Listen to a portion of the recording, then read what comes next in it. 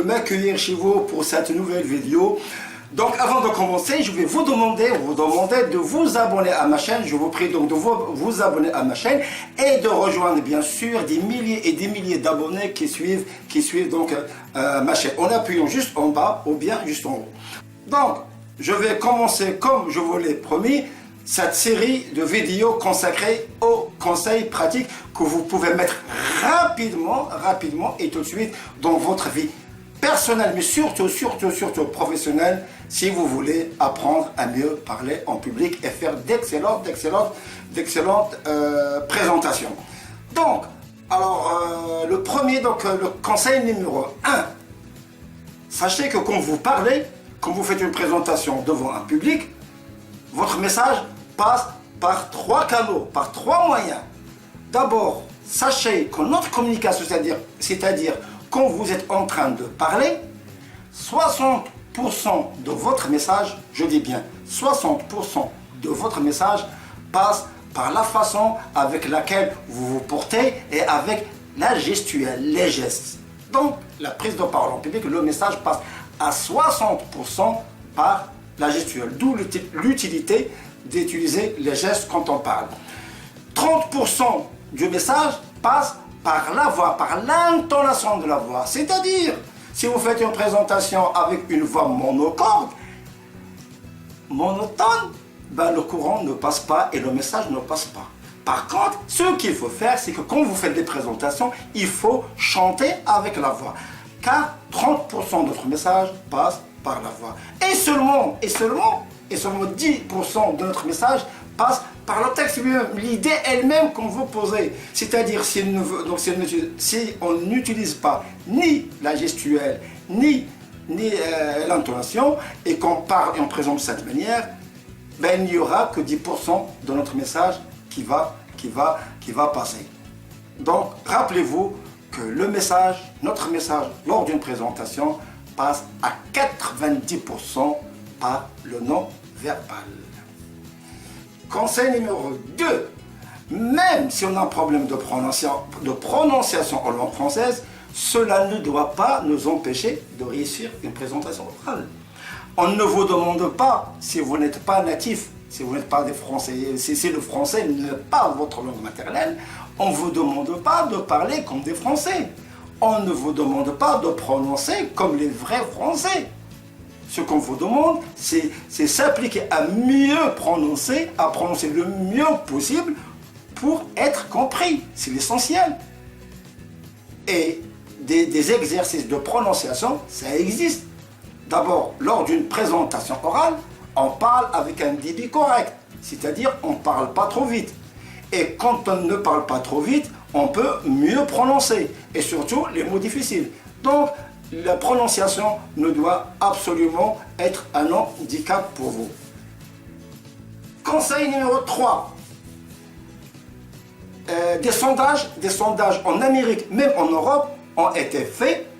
Et alors ils ont posé des questions à beaucoup de gens, de leur donner par ordre, les premières peurs, c'est-à-dire de quoi ils ont peur dans leur vie. Alors, le premier qui était classé donc parmi ces sondages, c'est la peur de la mort. C'est normal, tout le monde chez nous, donc tout le monde a peur de mourir un jour ou l'autre. Donc un jour ou l'autre, ou peur que un de sa famille ou de ses proches meure. Donc la mort est la première peur qui vient donc chez les personnes sondées. Et à votre avis, quelle est la deuxième peur qui vient juste derrière la mort? Eh bien, la peur de parler devant un public. Alors pourquoi je dis ça? C'est tout simplement pour vous réconforter, pour vous dire que si vous avez peur de parler en public et si que vous avez des symptômes, vous n'êtes pas le seul. Donc, beaucoup de personnes, donc 90% qui sont interrogées disent avoir peur de parler en public. Mais heureusement, si la mort est fatale, on n'y peut rien. Donc on peut venir un jour ou l'autre à la mort, Dieu merci. La prise de parole en public, les techniques de la prise de parole en public, cela s'apprend. Donc il n'y a pas que vous. Conseil numéro 4. Le secret d'une bonne présentation orale est la préparation, la préparation et encore la préparation. Si vous avez une présentation à faire, une présentation professionnelle, que ce soit dans le cadre de votre profession ou dans le cadre de vos études, et que malheureusement vous n'avez pas eu le temps de préparer correctement votre sujet, eh ben, je vous conseille de rester à la maison.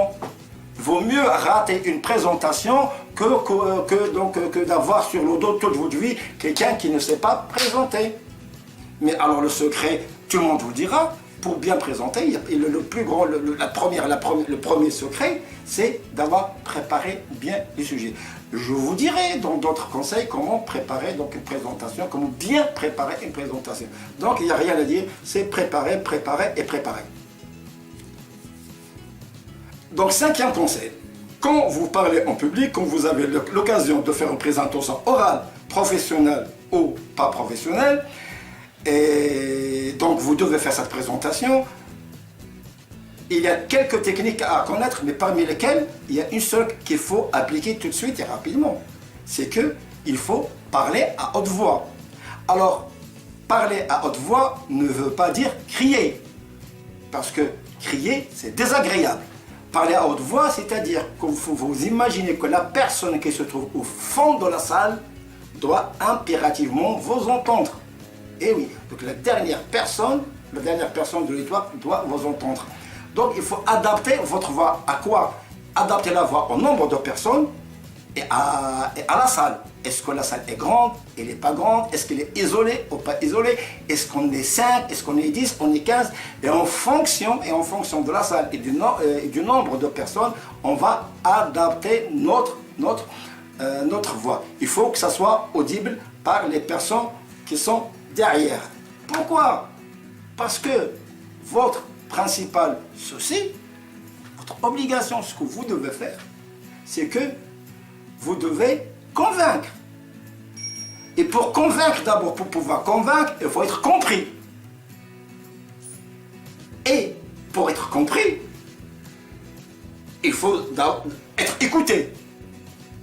Et pour être écouté, il faut d'abord être entendu. Et on revient à la dernière phrase, pour être entendu, eh bien, il n'y a pas de secret, il faut parler à haute voix.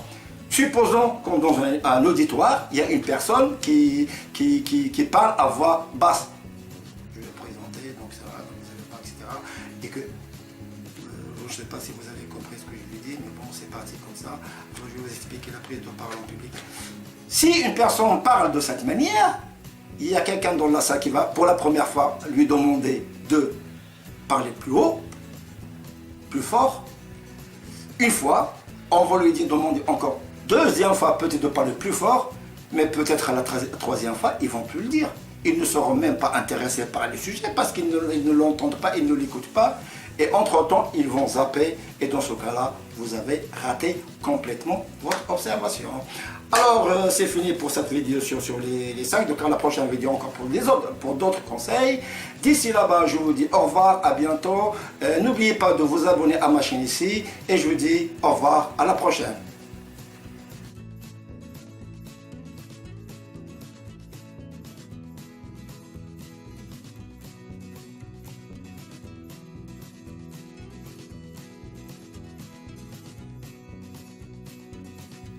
Cinquième conseil, donc quand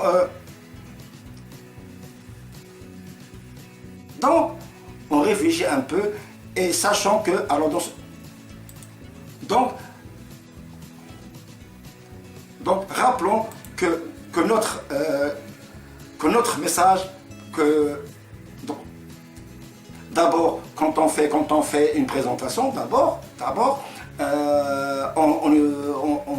on parle avec une voix